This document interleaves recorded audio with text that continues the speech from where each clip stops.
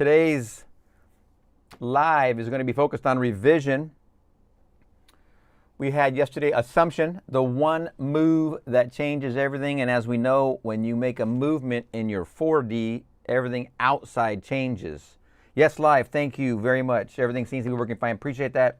Tariq, Ishmael, and Prasoon Anand, I appreciate that. Today is going to be focused on revision. Yesterday was the movement, that is all movements, just having an assumption. Today is about revision, a most important piece. And if you learned revision and only applied revision, you wouldn't need anything else. Tomorrow we're going to talk about thinking fourth dimensionally, walking as if. And then Thursday, no one to change but self is our subject.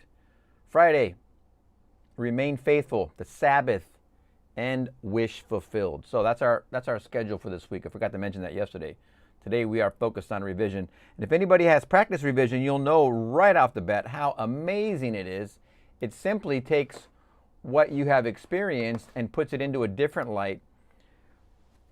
And here's the thing, and if you've seen the beginning videos, the law videos, you've seen where I've drawn on the board the circle with the dot in the middle that represents God, all that is, or I am. And then all those lines that shoot off from there are our current life. In the Seth terminology, that would be a probable reality, one life. Or in Neville terminology, that would be a self-concept.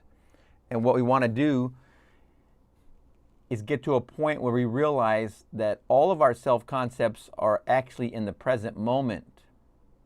So as Neville says, he quotes scripture, "In my Father's house are many mansions." Those mansions are all of our rooms that we can occupy. I've made jokes about it before. Your room is ready, because literally all self-concepts that you can occupy and that are available for you to occupy actually exist at one in the same moment. This is kind of a thing to get into when you're getting into this type of understanding of imagination, or getting into the understanding that all time is now. Or you've read someone's book, I think his name is something Tolle. He's got that book about now, and it is an incredible concept. I learned it specifically from Seth, the teacher, Seth, Jane Roberts, Robert Butts, the Seth material.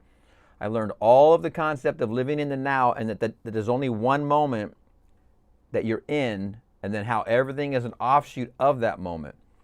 As an example, before we dig into revision, is for revision to even be possible, everything has to be in one moment. And what that means is literally coming out of your mind and your idea, like sitting here closing your eyes, coming out of you is all ideas about everything in your life. So right now out of me, I'm gonna use this example of riding a bike when you're a little kid. And because I've spent a lot of time on my bike and crashing on my bike, so then I could learn better how to ride the bike, going off jumps, hitting the grass, and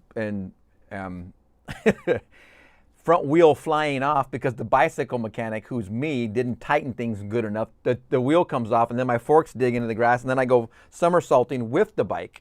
So I've had all these experiences, but the thing about a bicycle is it's easy for all of us to relate to when we had a crash, maybe in front of our parents or in front of our friends. This is my favorite example because it's so easy and simple, and it's not an example that you're going to be totally emotionally attached to. This is simple. You might be emotionally attached to it, but that's okay. So let's say for fun, you were riding your bike in front of your friends, your peers, people the same age as you, not your parents, and you crashed.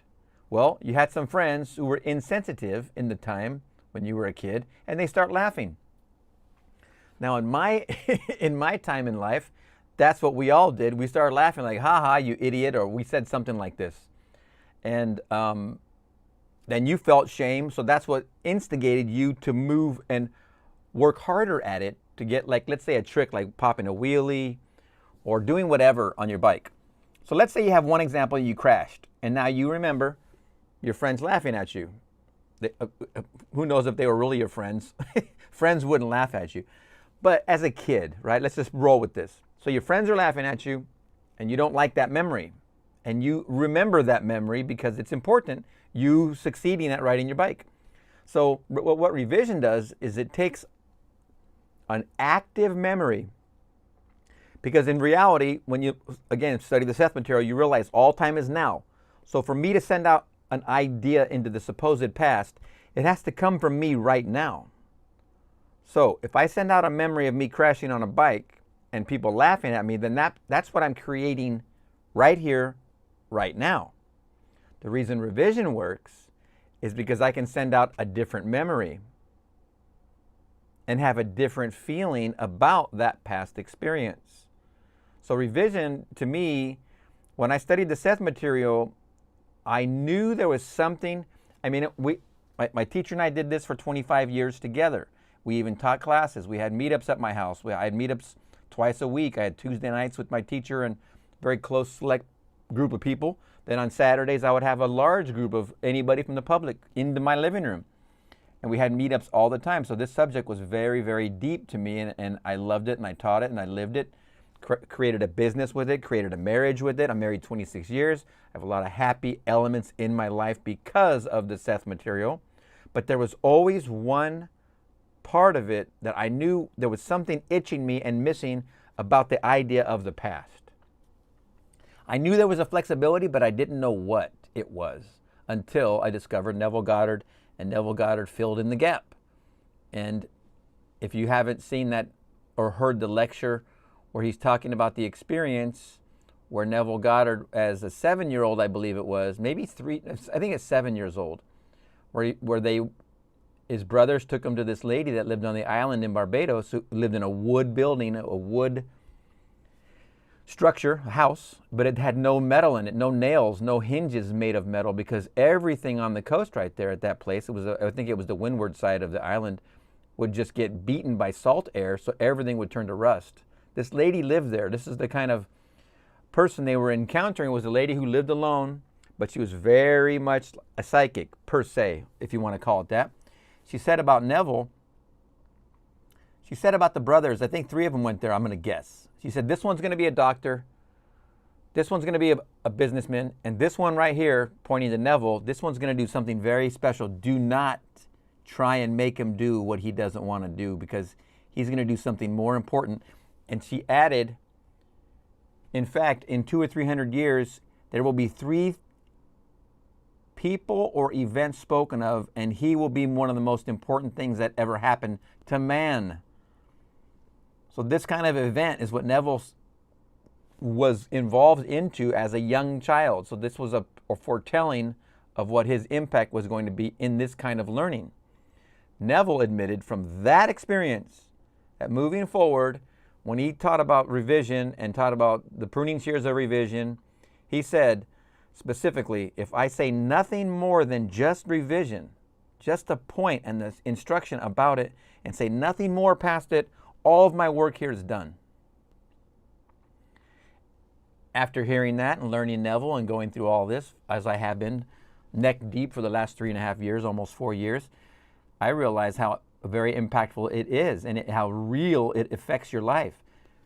The gap I had for understanding the past, or thinking there was something missing in my understanding about it, is filled in by Neville completely. So back to the past experience of the bicycle. If I have a memory that has something I feel ashamed of in it, the memory, now I'm going to talk about the Seth perspective. I'm sending that out from my now. Okay?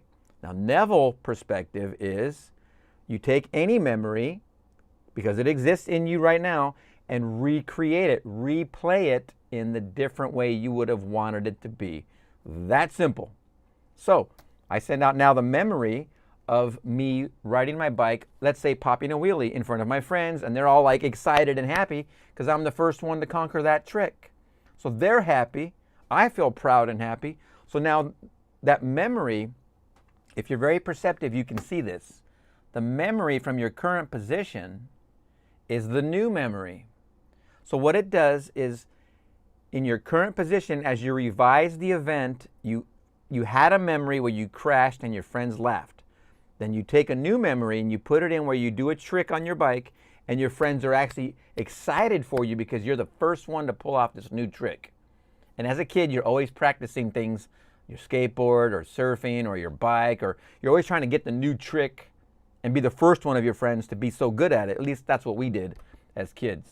So in your new memory, you pulled off the trick, your friends are happy, they're clapping, they're excited for you, and you become really good at it. What does that do to your present? You had the memory where people were laughing at you, your friends, and now you have the memory where you actually were a first accomplishment. You were a first person to conquer a goal in front of others, your peers, and they're happy for you. That actually literally brings into your current present now a bolstering effect of confidence. It brings a bolstering effect of just being powerful. You now have a different belief in yourself just by changing a memory and what you play in your mind about a memory. Now, I didn't say yet whether you do this once, twice, or 3 times. The fact that you did it once is a beginning point. Now, what happens? Let's say the original memory is sticky and it's not easy to let go of. You have a hold of it. Here's the seed you drop easily, and here's the seed you hold on to. This one's you're emotionally attached. Let's say at first it's sticky, but you do the revision again the second night. You do the revision again the third night. You revise that riding the bike into the successful, your friends are clapping. At a certain point, your faith is going to go high, the time's going to go low, like I said before. But what's also going to happen is the new memory is going to be taking the place of the other memory. In fact, it becomes so now paramount as your memory, it's hard for you to even bring up the other memory that you revised. It literally starts to dissolve. For those of you that have practiced revision, you know exactly what I'm talking about. It works amazing for anything. And I see, praise Son, I have tried revision and it works the fastest compared to everything else in my experience. I have to agree. Nothing works like revision. And back to Neville's own words, if I don't say another word, the fact that I've taught revision is, I could say nothing else and my work's done. That is incredible for Neville to say that. And I want to say he said that in the 50s. I think even before 59 when he had the mystical experiences. I believe. I'd have to look it up. But point is, it is the most powerful thing you can do. So we want to start thinking about revision as a tool in our toolkit. Now, we talk about SATs all the time. We talk about feeling it real, falling asleep with the idea of my marriage, or my money, my wealth, my health. And all of that is in your now. Okay, you're in a now. You're in a moment point. You have this thing called future. You have this thing called past. They don't exist. There's only now. So if you're going to use revision, you're going to use normal techniques that Neville's always talking about. Breathing, the inhalation, let us go into the silence, close our eyes, go into the closet, close the door. I am. What is my desire? You have all these techniques, and we're trying them all, trying to get how does this work? How can I apply this to my life and my challenges? When you come across revision, it is literally something aside from all of that. It's literally something that is extremely powerful, that's kind of hidden in the talk of all of Neville's greatness. And Neville, everything Neville gave us is great. All of it. SATs, the breathing and the inhalation at the top of your seeing it real, the feeling it real. Everything Neville is about is totally awesome. But revision is where magic happens very fast. What I want to get into, okay, I covered this. Let me just make sure I dictate my writing points here. So you don't relive the past, you rewrite it. That's what we're talking about. Then there's also what's called the fourth dimensional view, which I discussed, past, present, and future as one present whole. This is a fourth dimensional view because in the fourth dimension, which Neville calls our 4D self, everything is. And what you imagine in your 4D self is a reality. The only thing you're doing is trying to bring out the reflection of the reality in 3D. That's where this delay happens between faith and time. Faith high, time low. Reflection's fast when faith is high. That's your reflection. When faith is high, the reflection happens in a very short time. Means your reality shows you it. So nightly revision, the method we want to use is go into and replace a scene. I highly suggest that you pick something very seemingly non-consequential to your emotions. Don't do something that's so big you can't let go of it. Do something small like riding your bike so you can easily let go of it like a seed. It's like dropping a seed. You have to see this work. If you revise something that is seemingly inconsequential to your life and you see it work, now you know it works. You have to see it work to know it works, because that's called experience. If you don't gain experience, then how are you going to actually keep trying it, or how are you going to do it again, or even tell a friend about it? Hey, this works, man. You might not understand what I'm about to tell you. You might think I'm crazy, but this works amazing because this happened in my life and that happened in my life. So all of a sudden your memories start to be ones of self-confident nature. Now, I've had experience in revision where I've gone into what Neville calls fourfold vision, where I've been in a scene. I got a comment from Ren70. Does revision require good visualization? What can people who can't visualize do as an alternative to visualization? So I'll answer that right away. The idea is you don't have to see it visually. You have to feel it. It's more of a feeling concept. If I felt like when I crashed on my bike bad because my friends were laughing, then I didn't feel good about it. So when I ride the bike and successfully do a trick on the bike in front of my friends and they're happy and they're clapping, now I feel better about it. So Ren, you want to stick to the feeling. If the visualizing of the scene in first person, seeing your own arms, that's the goal. You always want to see your own arms. If it's difficult to stay in first person looking at your arms, riding the bike, as an example, then go for how did it feel? Keep these closed, not trying to see anything. How did it feel when I crashed? So that's what you want to focus on, is the feeling more than the visual. It's always about the feeling anyway. But back to the concept where the fourfold vision was something I experienced when I was doing a revision. I was doing a revision. It was a wealth-focused revision.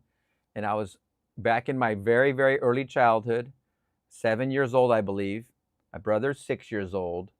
And we were very much barely the edge of poverty, barely paying the rent, barely this, barely that.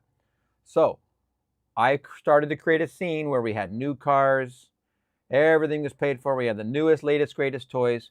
So I started revising this past experience. This is working on the wealth concept. So during the revision, I started seeing the characters in the revision, like my mom and my brother. They all of a sudden, in the revision, during the revision, came alive and started doing different things than just me being the dictator of what they were doing. It's like as if the character came alive and was acting on his own. It's like you have Pinocchio and and he comes alive and is Pinocchio. So you have the marionette who's holding the wooden characters and dancing them around with a string. Well, then the character comes alive. Well, in the revision, it's called fourfold vision. Blake talks about it. Neville talks about it.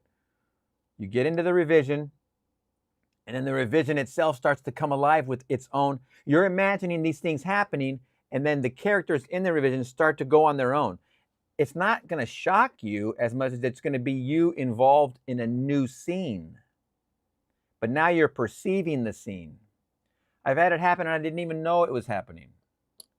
Revision is this powerful. It is this powerful in you. Neville gave us the greatest gift he could give us in revision. I have to agree with what he says.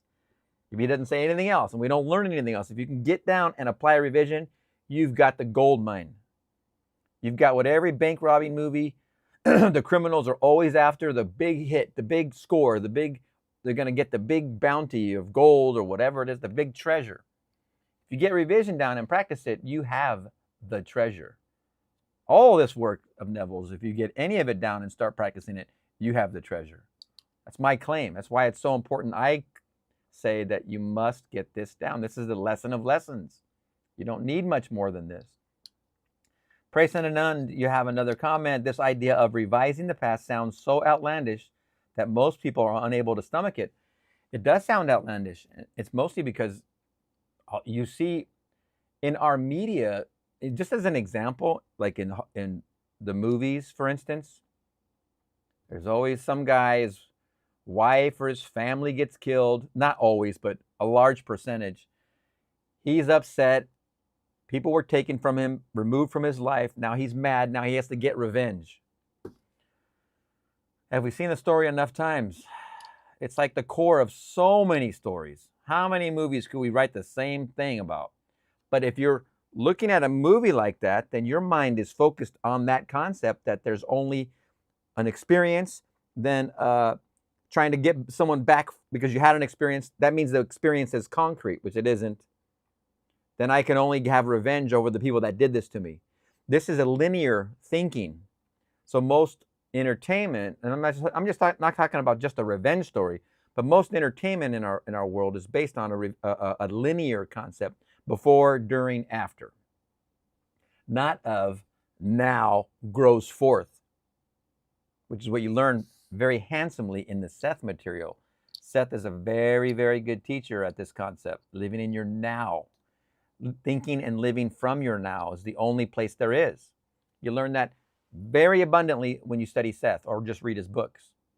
So the concept of fourth dimensional, as I was just describing, becomes a new level of revision as you start to revise. You see your friends clapping, and you're happy too, and you're in the experience, and then you start to see them do new things. All of a sudden, there becomes a participation from others you're imagining in your imagined event that you're revising. So you can see with revision, growth happens out of each idea as you're changing it. I realize this sounds very high level, just like your comment says. Not a lot of people are able to stomach it because it's not talked about. Whose parents are talking about this? Whose teachers are talking about this? Just like Neville says, the people are out there talking in the churches, but none of them have experienced it. None of them are in experience of it, but yet they're speculating and theorizing and telling you what you should do, but they haven't done it. They haven't experienced it. They haven't tried it. Revision is one of those things, you try it once, it's going to knock your socks off. So then you'll be able to practice it from a place of experience. And Seth, the teacher, says, the best thing you can do, and that's a good comment you left, Presson, because if you want to be and share a good thing with others, the best way you can do it is not with this. Seth said this all the time. The best way you can do it is by example. Once you start living it, for instance, using revision, people are going to see the difference. They're going to smell the difference. They're going to experience you differently because you're experiencing life differently. And since you're going through all these changes, and some people are perceptive enough to go, wait a minute, what's happening here? And they come up and ask you, hey, what are you doing different? What's happening?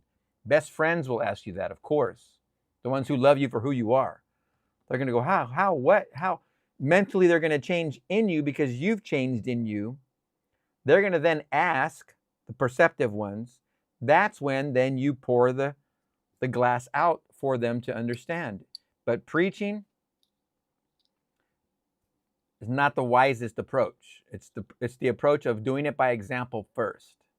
Living it, practicing revision, then others will see it, and then they'll respond and go, whoa, what's happening here? I want a taste of this, whatever it is. Another comment, Ren7E. No one I have mentioned these teachings to believe it. It's very true. And I've been in this work a long time. Everybody I've mentioned all of this stuff to, it takes a long time for them, typically, to come around unless I practice it. As I'm just describing, if I practice a thing and show them the change, and then I can point back and go, you remember when I was, and then all of a sudden this, and then they go, yeah. Well, that was because of this. Even still. So it's, in my opinion, as Seth taught it, it's best to live by example. Practice it for yourself, for your benefit. It will benefit them because you'll be a living example of it. This is something Neville hardly mentioned, but Seth mentions a lot. You must be the example. For you in your life, creating your own reality is taking responsibility for this creation. So you create it in here, the fourth dimension. Then you see the reflection in the third dimension. You got to remember, people are living their lives with their lessons. You know the quote, Father, forgive them for they know not what they do. That's a paramount thing here. Some people hear it, and they're the innocent ones because they don't understand it. They ignore it.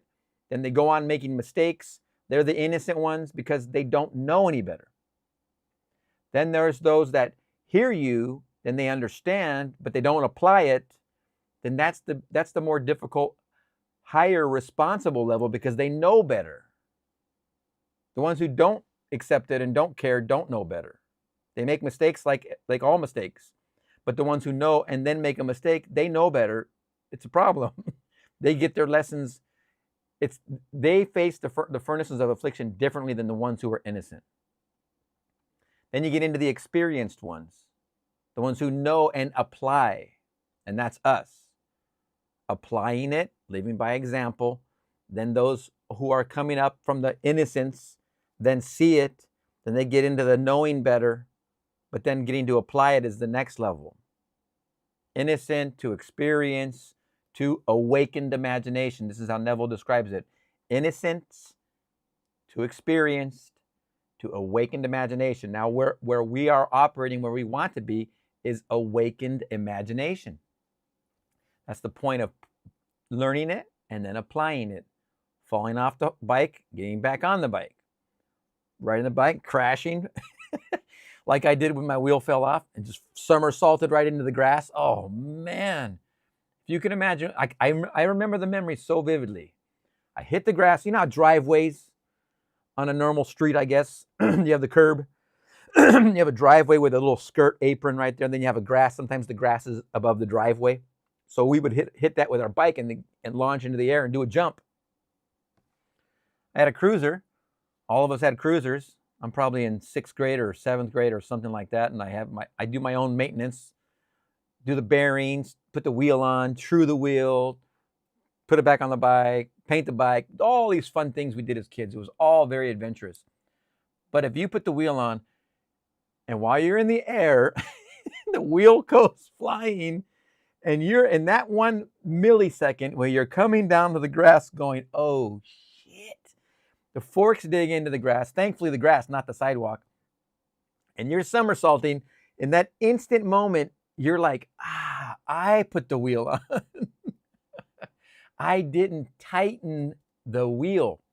What's very interesting about this subject is they had this thing. It was there's the axle. You put these nuts for your bike, and there used to be this little safety device that went in and kind of had a little 90 degree, and it kind of, if the nuts were loose, the wheel couldn't come off because these little safety things kept it on there. It was a nice invention. I don't think they're on bikes anymore, but that wasn't on my bike. My bike was a little older. Again, in the air, coming crashing down into the lawn, and then doing a somersault on the bike, in my mind I was the one who tightened that wheel, but I didn't tighten it. It dawned on me crashing. So what did I do? I took responsibility even during the accident. I was taking responsibility for the crash in my mind.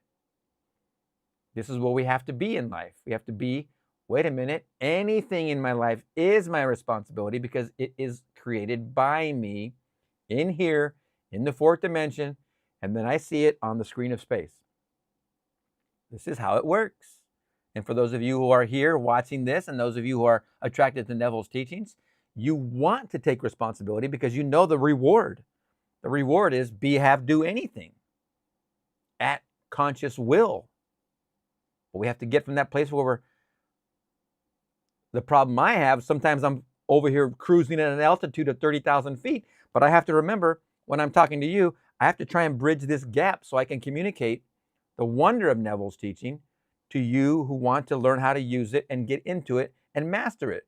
That's my goal from my perspective, is to bring us together to get this down. Revision is one of the easiest and quickest things that you can learn that makes it magical really fast. Comment, I developed lower back pain over 2 years due to continuous negative thoughts. Is there a way I can revise a long-term event like this? Of course. Everything's revisable. Nothing's permanent. If I revise that bike, okay, so there was a lecture I just made some shorts of, and this lady had back pain or leg pain, I think 30 or 40 years. It's in the Power of Awareness. It's in one of my weekend examples. I think they'll be coming up. The Law and the Promise has all those examples. I think it's in there. It made so many clips, but long story short, she went into revision. She had, I think it was lower back pain or leg pain, 40 years, 30 or 40 years, which is long enough. And she realized that she got that from being unattended by, I think, her mom on the swing. I think this is how it went. So when she was unattended on the swing, or she jumped off the swing, you know, the swing set, and when she landed, it caused a problem in her, either a back or a leg injury, and the pain stuck with her all this time. Excuse me. Whether or not she was blaming her mom or blaming anybody for the incident, this is the beauty of Neville. This is the magic of Neville. It doesn't matter if you're going to blame somebody or not. What she did was, in her current now, she took responsibility for the experience and revised jumping off the swing without injury. And she's just simply revised, and the pain went away. A pain that was nagging her for 3 or 4 decades. Yes, everything is revisable. That back pain is revisable, especially if you tie it to an event that you can revise the event that it seemingly came from. Remember, the past doesn't exist, the future doesn't exist, it's all now. This is how highly responsible the nature of our conversation is, because I'm telling you, you're creating the pain. So with revision, you could recreate an experience or memory with no pain. This is the magic of how it works. I hope this makes sense. Now, 2 years of negative thoughts can do some damage, as you could tell. So hopefully with these teachings, you're changing that. Yes, so that revision, we're going to figure out a way to practice that. So I suggest, and we can even do it now if you want, but you just pick a scene. You can even revise the 2 years. As simple as looking at it differently. Oh, over these 2 years, I've always been happy. You can even just remind yourself, I've always been happy. I've never been negative, never as negative as I thought I could be. For some reason, these positive things always happen in my life. This is the kind of how revision can work for you. I'm going to go to your continued one, and then I'll go back to Tariq. Prasoon, your next one was, I have read that story in the Law and the Promise, but it happened due to one event on a swing. Yes, I have developed this pain slowly over 2 years slowly, and there's no one specific event. That's fine. Like I was just saying, use the idea of your memory over the last 2 years. This is a great practical example. Okay, if my negative thinking has been something that's causing me this pain, then I got to revise the negative thinking. The pain was the result of the negative thinking. So we want to revise the negative thinking. Well, now, so what was all the greatest things that happened over the last 2 years? The optimistic, most positive memories of your last 2 years, you bring those to the surface. You were already bringing these other ideas to the surface. So these ones are also reachable. These ones were negative. These ones are positive. So now you focus with revision on the fact that you always see these past 2 years as happy, fun times. I always have great experiences. I've always had great experiences over these last 2 years. This is the kind of level we're talking about. That revision can work for you. I hope that helps. Tariq, how will I know that my revision is successful? What's the benchmark? The benchmark is which memory is first. In my example of the bicycle riding, the greatest thing is that you have the memory of the crash. Your friends are laughing, pointing and laughing, belly aching. You don't feel happy about that. You feel ashamed of yourself for that crash. You start revising. You're popping a wheelie. You're doing a trick. Your friends are clapping like, wow, high-fiving you, congratulating you, patting you on the back. This is your revision memory. As you do the revision, it literally changes the memory that's available as you try and remember an incident that used to be negative. What happens is it replaces itself in your memory. It starts to show up when you start to think of that event. Sooner or later, you have to try to dig for the negative one. As you replace it with the positive one, it becomes in your face.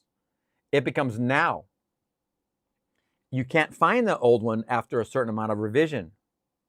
You know it's there sometimes, and you go, I don't even need to bother anymore because I now have the memory, my successful trick performance on the bike where my friends are clapping. That's my memory. That then bolsters you, makes you more confident, and then what happens is it brings to the surface other positives. That one negative memory can help you be negative, like Prasoon, and it's a good example. Thanks for being the guinea pig, Prasoon.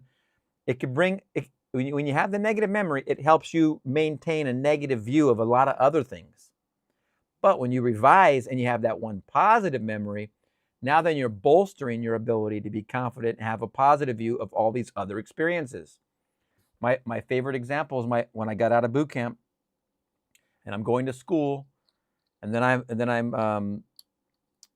my buddy goes into the Navy after me, and he's getting out of boot camp. I think it's July of 1985, and I'm in school in North Island.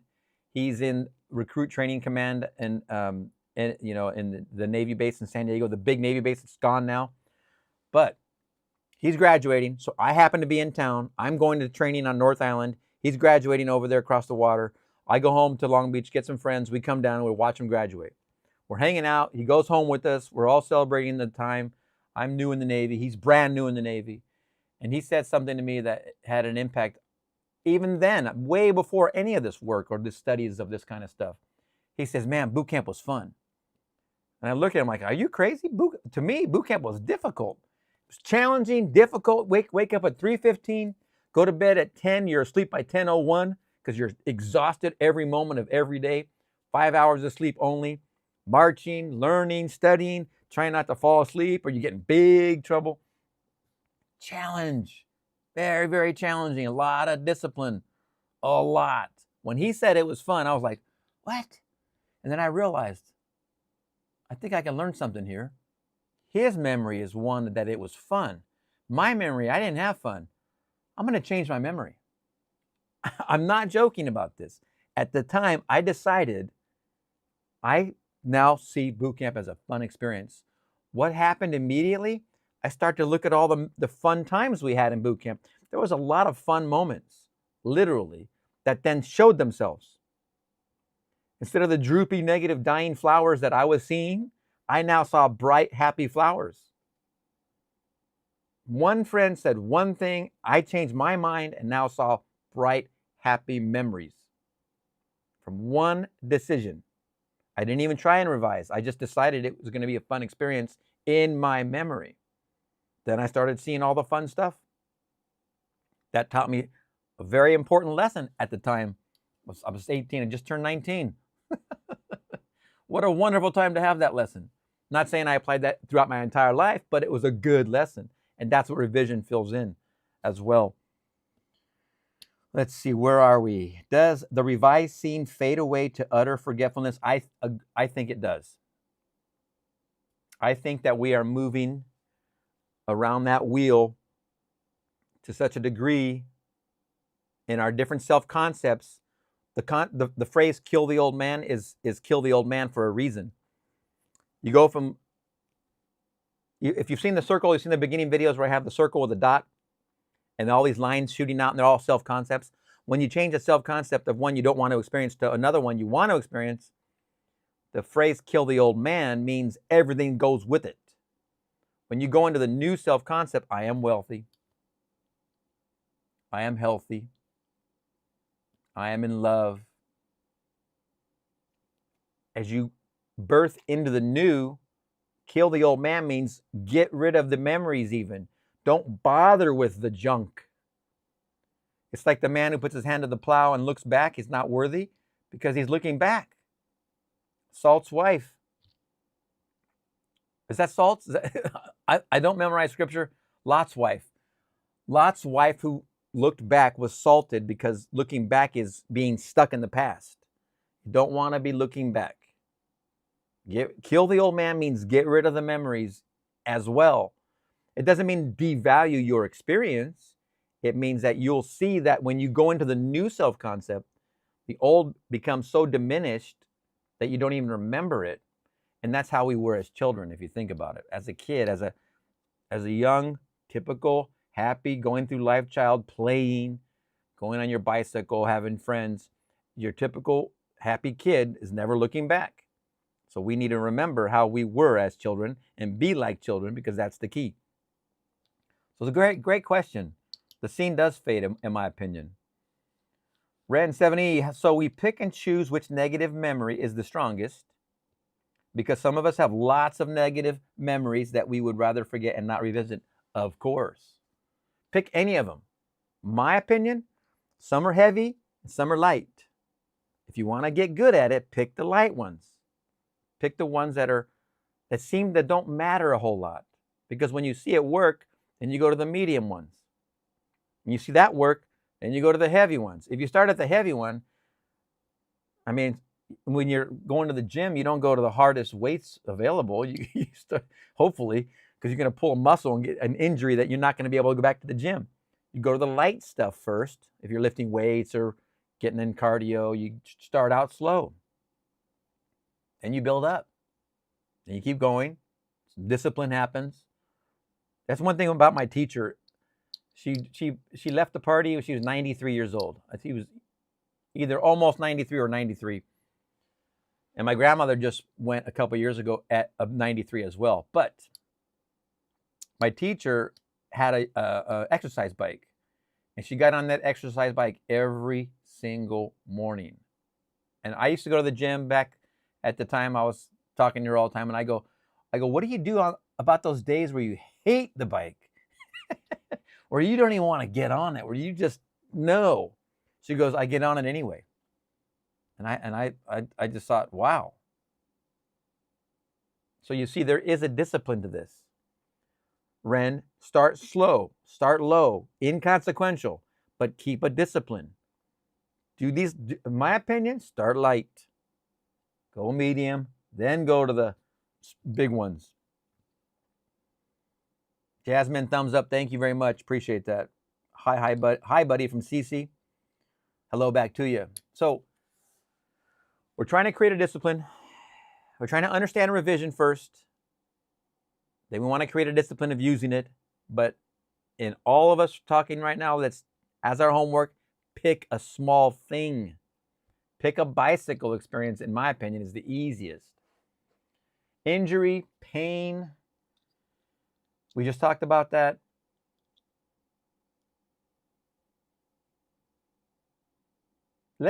So the demo that I used was the bicycle, and it could be anything, but I like the bicycle because it's so simple and it's so inconsequential. But the pain and the injury thing is it's a serious point. So you want to see one work, see two work, then jump on the pain point. If you go straight for the pain, the lower back pain or whatever, I think it was lower back pain, yes, it's going to be more consequential to you. It's going to have emotional meaning. So again, start low, then go to the major pain point.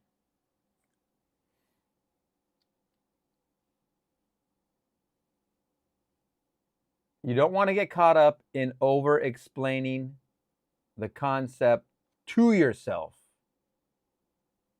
I'm going to do this because of this. It's going to impact that. No, just go in there and find one and just do the scene again.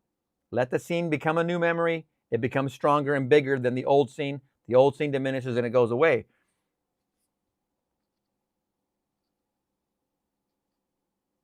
So, I'm just looking at my notes. You want to do this revision. This is our call to action right now. For the next 3 nights, we're going to do a sprint. We're going to do a 3-night revision sprint. So you want to maybe even write down before and after. But the idea, okay, I'm going to take a note. Writing things down is about the most powerful thing you can do.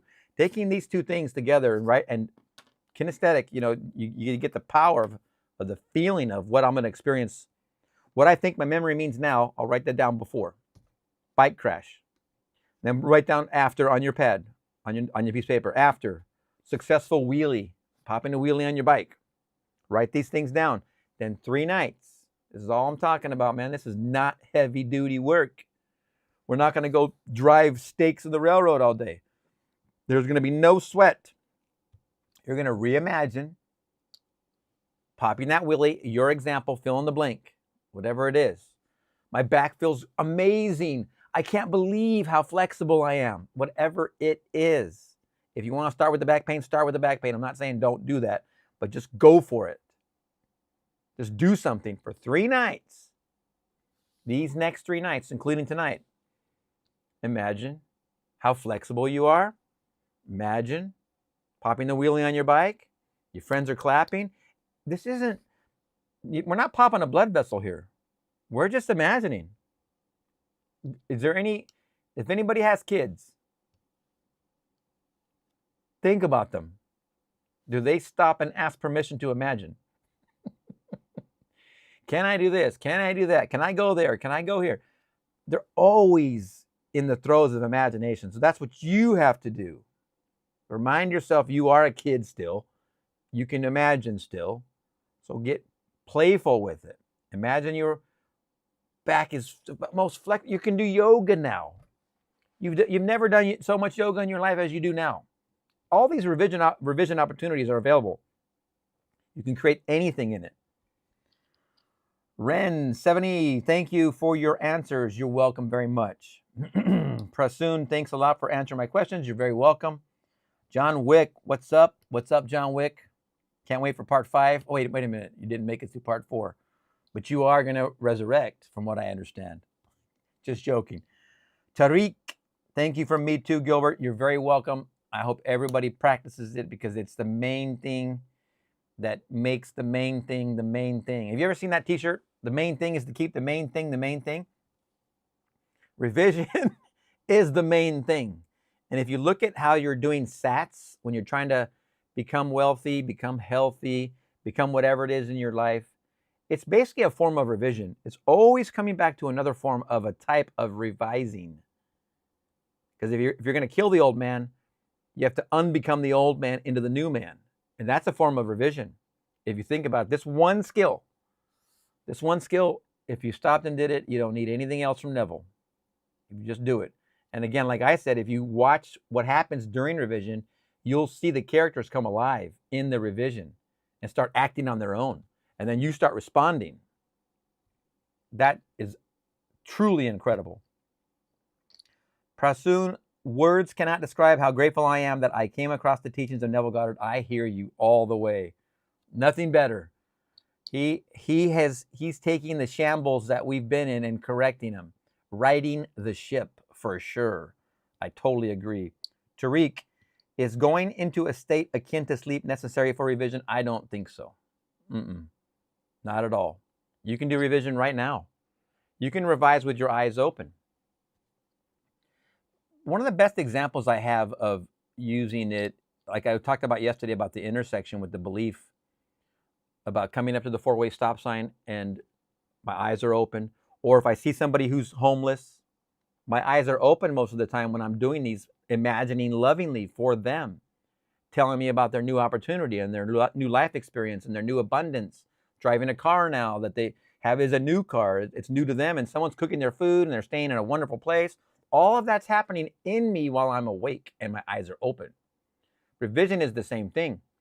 If while driving or doing your daily tasks or whatever you're doing, a memory comes in and the memory is not your favorite memory, revise it right then.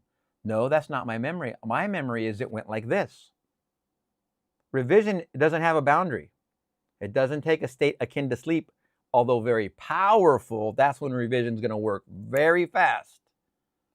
You can still do it in your waking conscious self. So there's really not a boundary, but if you want speed, I would say while falling asleep is your best time, because that's the way Neville instructed it to be the most effective. So that's the answer to that one. Tanya Flowers, love these lives. Such good info. Thank you. You're very welcome. It is very, very true. All of this is about love. I watched the movie last night. I want to give a fast commercial for it. It's kind of interesting. It was called Time Stalker 2024. And I don't want to spoil it because it's a new movie. I think we watched it on Prime, I think. And Time Stalker, it's what's the main actress's name? Oh, I forget her name now. Something Lowe. Anne Lowe, I think, or Susan Lowe. She is going through reincarnations. And boy, how do you not spoil this? She's going through lives, and in each life, she has the same challenge, and she's trying to meet the challenge because between lives, she's in a dream, and she sees all the lives, but then she winds up in the next life, and then has another similar experience around the idea of death, and then has the dream again. It's a wonderful movie. It's very arty. It's very, it takes you to, she ends up at a place where you would think she definitely has been studying some Neville Goddard. And I don't want to say any more because I'll spoil it. It's worth the watch. There's some movies that are not worth the watch. That one was worth the watch. Sometimes I want to break down movies because there's so many wonderful writings out there that have large pieces of Neville, small pieces of Neville. One of my favorites of all time, little tangent here on movies, is the one with the Count of Monte Cristo, the 1933 or 34 version, the black and white, the original. And the reason I like that one the most is because Neville and Abdullah went into the theater together and watched it together. And then when they got out, Abdullah asked Neville, I want you to break that down for me. And when you look at that particular movie, it has so much of Neville's teachings in it. You would think he consulted the writer and wrote the movie because it's so profound with the teachings that Neville eventually taught. So I highly recommend. It's on YouTube. I'll try and throw the link in this description. It's definitely worth watching. And how it relates to Neville Goddard is when Edmond Dantes, the main character, he goes to he goes to the Monte Cristo. I think it's the island is called Monte Cristo, right? And that's where he gets the treasure. I mean, I might be spoiling it a little bit, but when he discovers the treasure, it's what the abbey in the prison described to him as an inexhaustible treasure. So when he discovers this treasure, and it's infinite amount of gold and jewels and crates full of, chests full of gold, coins, full everything resource. To me, what that represents the movie, when he's in prison with the abbey teaches him all about life. That's God talking to you through your dreams. And when he gets out and discovers the treasure that the abbey gave him a map to, that's you discovering how you create consciously. Now, Neville is teaching us how to create consciously with SATs, with revision, with all of these things. To me, what the movie represents when Dantes finds that gold, that's what this is. This teaching is the gold. It's the actual treasure that you are coming across in live time. So to have your priorities straightened out on learning this, especially learning revision, it's very proper if you can understand that this is where the treasure is. It's in here, not out there. And since your state is not one of being a bank robber, then you're not motivated constantly by just robbing banks to get it. If you rob a bank, then you have to spend the money. Then when you spend it, it's gone. Now you have to rob another bank. That state is a never-ending cycle. But when you stop the cycle and you realize the treasure is in here first, then it's like, whoa, wait a second.